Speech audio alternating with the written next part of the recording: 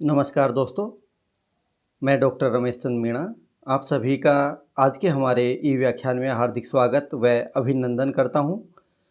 प्रस्तुत ई व्याख्यान का अध्ययन विषय है देलवाड़ा के जैन मंदिर, वास्तु और शिल्पकला भाग 2।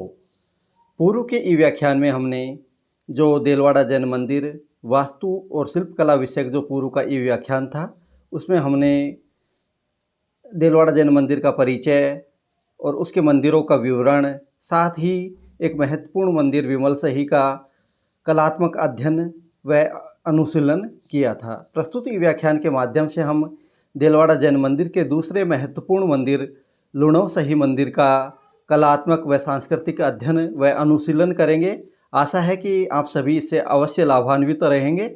आपने अभी तक हमारे YouTube चैनल को अभी तक सब्सक्राइब नहीं किया तो उसे अधिक से अधिक संख्या में सब्सक्राइब करें और सभी साथियों को प्रोत्साहित करें। आइए अब हम लुणव सही मंदिर है जो देलवाड़ा जैन मंदिर का एक महत्वपूर्ण मंदिर है, उसका कलात्मक सांस्कृतिक अध्ययन करते हैं। गुजरात के सोलंकी राजा भीमदेव द्वितीय के मंत्री वास्तुपाल व तेजपाल ने आबू के परमार राजा सोमसिंह की अनुमति लेकर 22वें जैन तीर्थंकर नेमिनाथ को समर्पित इस मंदिर का निर्माण 1231 ईस्वी में विक्रमी संवत 1287 ईस्वी में इस भव्य मंदिर का निर्माण करवाया। इस तरह से इस भव्य मंदिर का निर्माण गुजरात के सोलंकी राजा भीमदेव के जो मंत्री थे वास्तुपाल व तेजपाल ने इन मंदिरों का निर्माण करवाया। मंदिर का मुख्य वास्तुशिल्पी शोभन देव था। वास्तुपाल के छोटे भाई तेजपाल व उनकी पत्नी अनुपमा देवी के पुत्र लावण्य सिंह के नाम पर यह मंदिर लुणव सही मंदिर कहलाता है। मंदिर निर्माण में तात्कालिक 13 करोड़ रुपयों का व्यय हुआ। इस मंदिर का निर्माण विमलव सही मंदिर के समान ही है। मंदिर में 52 देहरिया व एक हस्तिशाला है।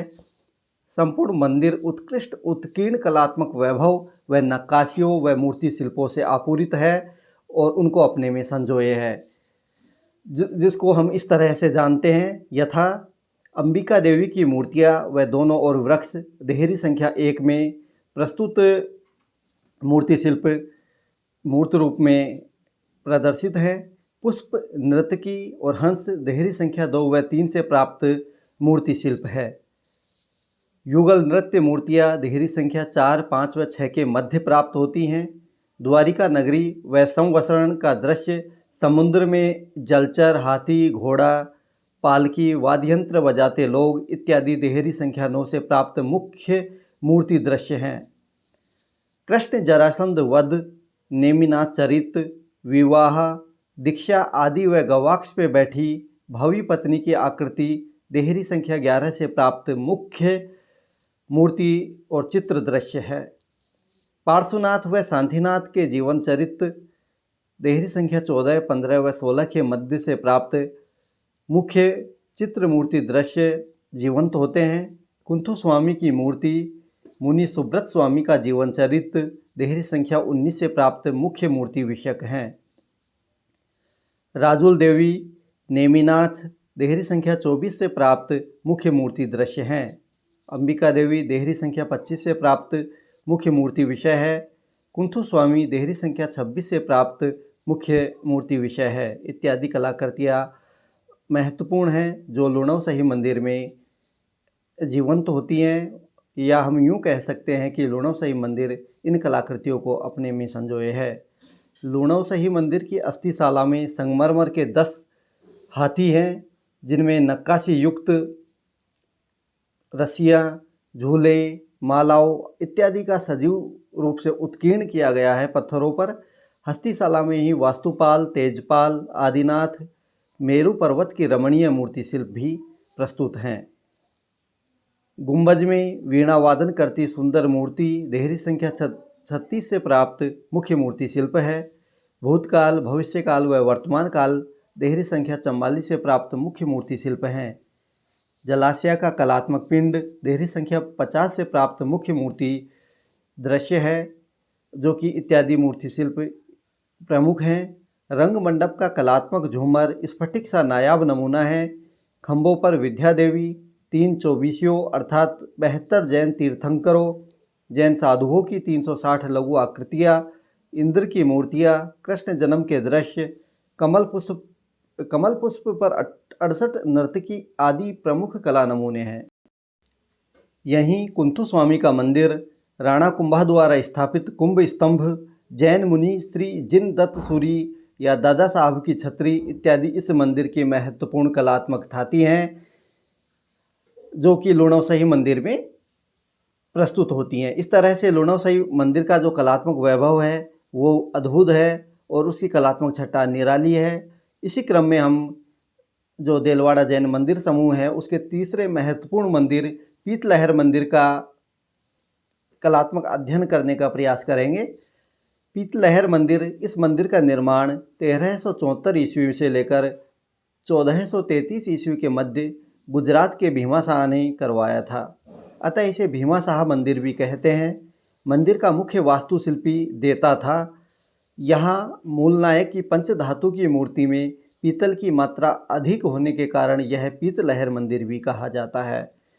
जो ये पीतलहर मंदिर है, जिसको भीमाशाह मंदिर भी कहते हैं, उसका मुख्य वास्तुशिल्पी जिसका नाम देता जिसका महत्वपूर्ण नाम था, जो इस मंदिर का मुख्य वास्तुशिल्पी रहा। अब हम देलवाड़ा जैन मंदिर के चौथे और महत्वपूर्ण मंदिर पार्श्वनाथ मंदिर पर एक दृष्टि डालते हैं।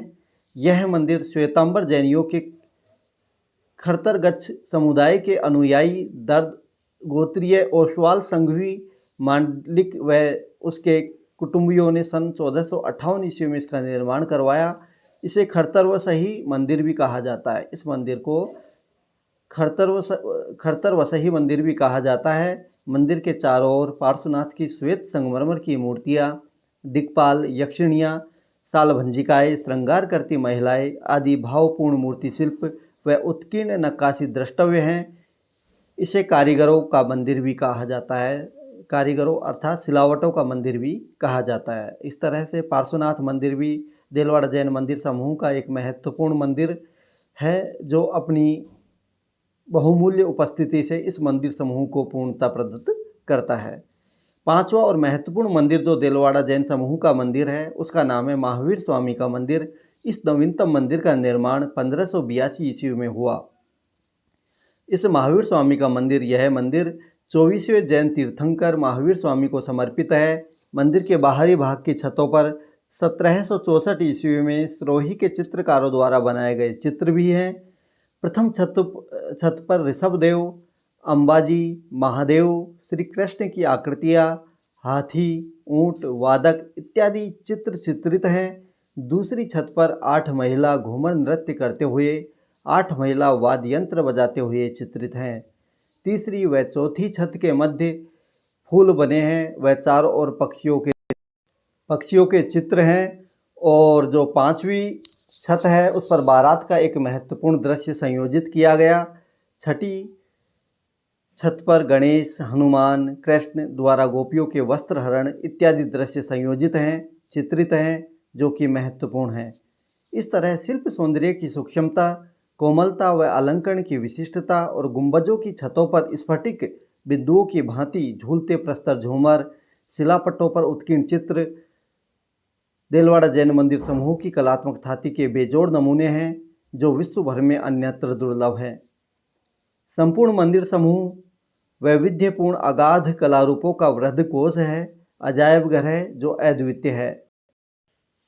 इस तरह से आप देलवाड़ा जो जैन मंदिर हैं उसके आप प्रथम भाग में देलवाड़ा जैन मंदिर का परिचय प्राप्त करते हैं और साथ ही विमल व सही मंदिर का कलात्मक और सांस्कृतिक वैभव को जानने और समझने का प्रयास करते हैं। प्रस्तुत जो देलवाड़ा जैन मंदिर समूह है उसका जो द्वितीय भाग है उसमें आप लुणवसही मंदिर और शेष अन्य 3 मंदिरों का अध्ययन करते हैं और उनके कलात्मक वैभव और सौंदर्य से परिचित होते हैं। और आप यह जानते और समझते हैं कि किस तरह से हमारे पूर्वजों ने इन कलात्मक धातियों को हमारे मध्य स्थापित किया, जो कि उनके अगाध श्रम का परिचय हमारे समक्ष प्रस्तुत करते हैं। मंदिर समूहों में जो आध्यात्मिक वैभव है, आध्यात्मिकता और के साथ साथ कलात्मकता के जरिए उन्होंने सहजी रूप में जन सामान्य को पोषित करने का और सौंदर्यात्मक वृत्ति को समृद्ध करने का प्रयास किया, जो कि एक महत्वपूर्ण प्रयास है। और उनकी ये थाती मानव जाति के लिए उनकी एक अमूल्य देन है। जिस तरह से उन्होंने कलात्मकता के द्वारा आध्यात्मिकता को पोषित किया है और जन सामान्य के हृदय को सौंदर्य से संयोजित किया है, सौंदर्य से आपूरित किया है, वह अद्भुत है और मानव समाज उनका ऋणी रहेगा। आगे हम जो देलवाड़ा जैन मंदिर हैं उनके मंदिर समूह की कलात्मक थाती से परिचित होने का प्रयास करते हैं। देखो, प्रस्तुत मंदिर जो लुणवसही मंदिर है उसका किस तरह से कलात्मक स्तंभ हैं, किस तरह से उनमें उत्कीर्ण कार्य किया गया पत्थर पर, वो देखते ही बनता है। इस तरह प्रस्तुत खंड में भी हमें इस वैभव को और मूर्तियों को हम देख सकते हैं और जानने और समझने का प्रयास कर सकते हैं कि किस तरह से कलात्मक थाती हमारे समक्ष एक श्रम साध्य कार्य के रूप में प्रस्तुत होती है। ये प्रस्तुत चित्र में भी आप जैन तीर्थंकरों की जो मूर्तियां हैं, मूर्ति शिल्प हैं, अलंकरण हैं और जानवरों का जो अंकन है वो आप देख सकते हैं। और इस तरह से ये कलात्मक मंडप है और मंडल जो चित्रों में भी प्राप्त होते हैं वो आप मूर्ति शिल्पों में भी मंडल श्रृंखला देख सकते हैं। और इस तरह से साथ में अलंकरण इत्यादि भी आप प्रस्तुत इस दृश्य में देख सकते हैं। ये देखिए किस तरह से बांसुरी वादन का एक सुंदर मूर्ति शिल्प संयोजित होता है जो देखते ही बनता है, अद्भुत है। दर्शकों की दृष्टि इन मूर्ति शिल्पों पर एकटक इनको निहारती रहती है और इस कलात्मक वैभव की भूरी भूरी प्रशंसा करती है।